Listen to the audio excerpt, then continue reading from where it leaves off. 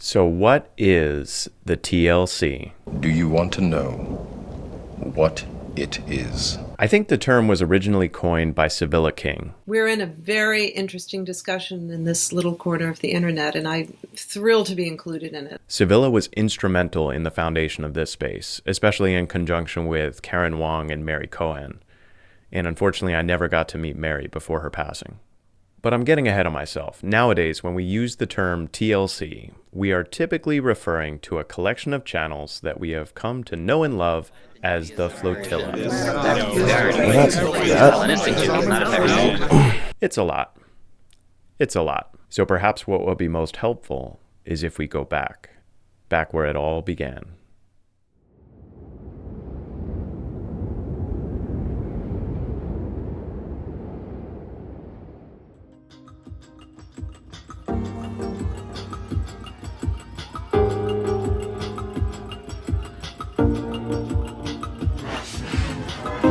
Something I've wanted to do for a long time, but it still does surprise me that Hi, my name is Paul Vanderkleck. there's I'm the pastor a of ready Living audience Stones for Christian it. Reformed Church in Sacramento, California.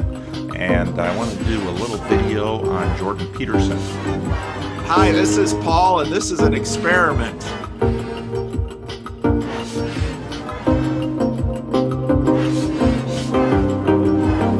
I don't know who greets, who hosts, or anything. I had some thoughts, so I'm going to jump right in. The other cast of characters I'd like to familiarize you with. That's the Vanderklay guy. It's not meant for people who are here. It's meant for those who have not yet made it, who may trip over it.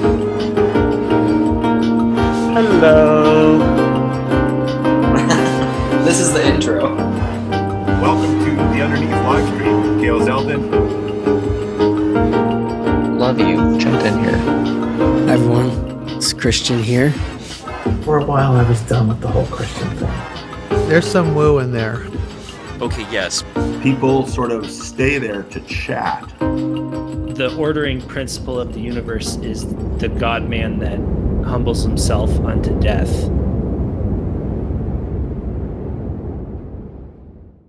And in all of that, I am sure I missed a number of channels, so my apologies to you in the comments below.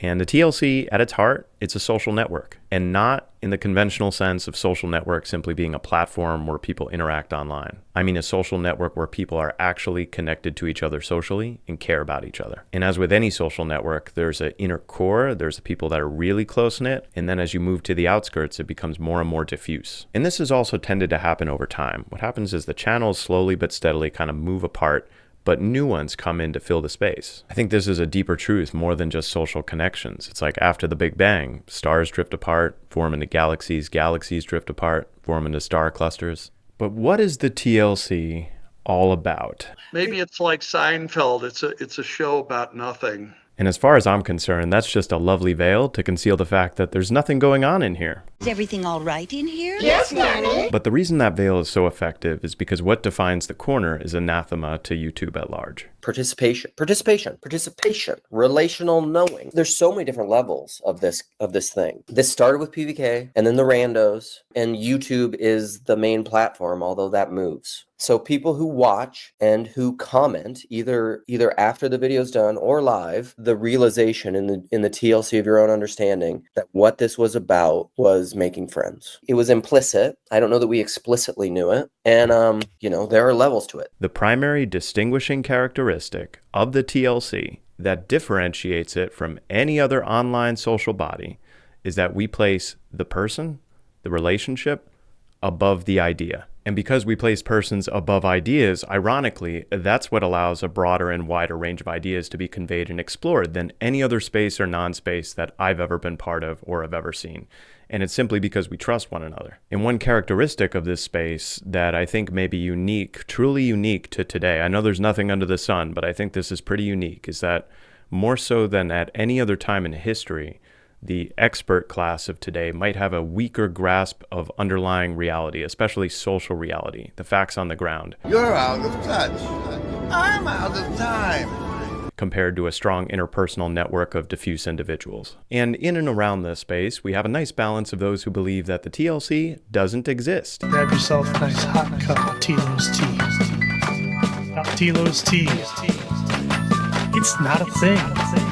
And those who believe that TLC is a problem. In effect, it threatens their frame of perception, the way that they see the world. And the way I see it, we need this balance because TLC exists in its present form only as long as two things are true. Number one, we stay under the mainstream radar. And number two, that we continue to be attacked both from within and without. And that gives a nice opportunity for opponent processing, optimal grip. Optimal grip. Optimal grip. Optimal grip. Optimal grip. The hand control. Literally the optimal grip on them to throw them. Ultimately, stronger binding. And that's the wonderful part about attacking the TLC. The list? Yes, any of the first level ones. I'm gonna get a soda. Anyone want one? Hey, Graham, I'm not in the room, right? What room? I want to cast magic missile. The room where he's casting all these spells from. He hasn't cast anything yet. I am, though, if you'd listen. I'm casting magic missile. Why are you casting magic missile? There's nothing to attack here. I'm attacking the darkness.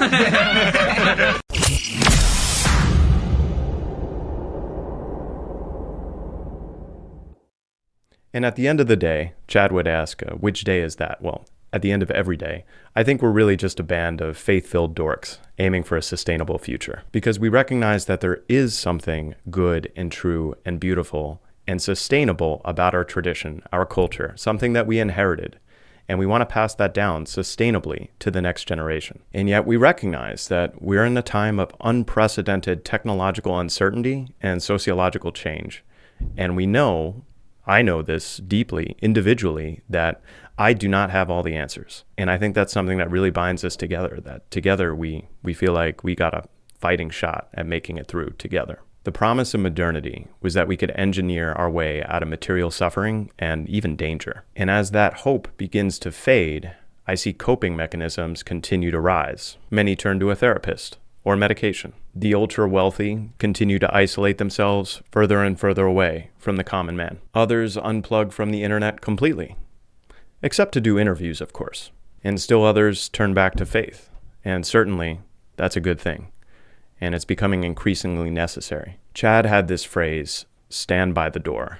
It's a poem about how most individuals, when they find the door, they need to go straight through and keep going right into the center. But there are a few of us, for whatever reason, we feel compelled to stand by the door. The way I see TLC is we are watchers. We are those who wait and watch for the others, who begin to seek a better alternative. And don't forget about play. The key to friendship, it turns out, is play. And most grown-ups have forgotten that. Whoosh, there it is. Whoosh, there it is. Whoosh, there it is. But I hope you remember Embodied. And may God bless you and keep you.